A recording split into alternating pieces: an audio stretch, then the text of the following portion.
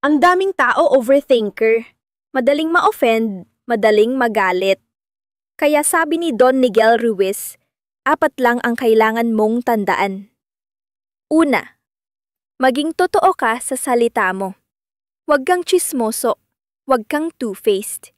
Salita mo, panindigan mo.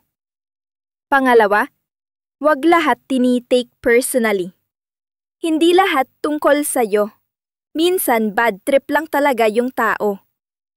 Pangatlo, huwag ka agad nag-a-assume. Huwag kang marites sa isip. Kung may gusto kang malaman, tanungin mo ng direkta.